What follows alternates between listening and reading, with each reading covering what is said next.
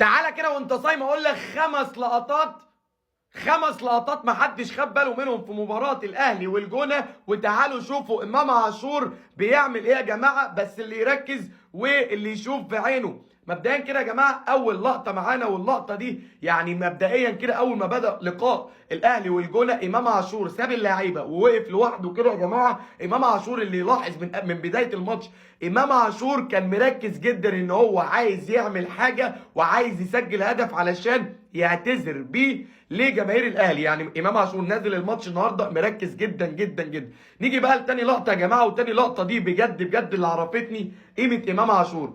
تاني لقطه يا جماعه ما حدش خد باله منها نهائي. اللقطه دي كمويش ضيع كوره سهله جدا جدا جدا وكان محبط بعد ما ضيع الكوره، ولكن اللقطه دي على طول بعدها امام عاشور حضنه علشان يهديه وعلشان يخليه يركز وعلشان ما يخليهوش يخرج بره الجيم ويخرج بره المباراه ويخرج بره اللعب خالص. يا جماعه امام عاشور كان مركز ان هو يخلي اللعيبه كلها ما تخرجش بره الجيم ويخلي اللعيبه كلها ما تفقدش الثقه، وده اللي عمله امام عاشور مع كمويش.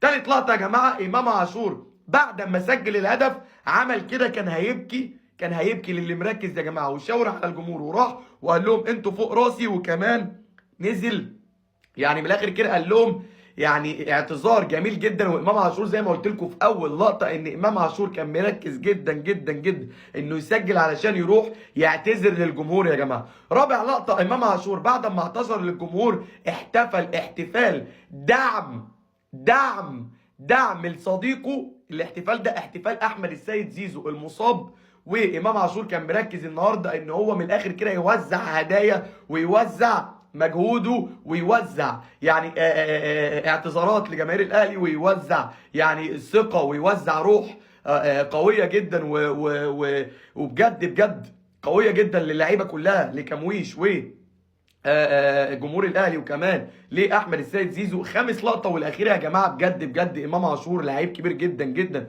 وقائد بلا شاره، وحط تحت كلمه قائد بلا شاره. خامس لقطه يا جماعه امام عاشور اللي يركز في اللقطه دي، امام عاشور هو نجم اللقاء وهو رجل المباراه، ولكن امام عاشور قال للصحفيين مش انا رجل المباراه، صوروا الراجل ده اللي هو يوسف بالعمري هو ده رجل المباراه ومكسبنا النهارده. بجد بجد امام عاشور نضيف جدا، والحركه دي ما يعملهاش غير اللعيبه الكبيره واللعيبه الشبعانه، انه يتنازل ويهدي جايزه رجل المباراه ويديها لزميله ويقول للصحفيين صوروا الراجل ده هو الراجل ده اللي رجل المباراه النهارده ومكسبنا النهارده. لا بجد بجد امام عاشور شابوه، وامام عاشور رجوله كامله. كل الناس يقولوا في الكومنتات انهي لقطه عجبتك من امام عاشور.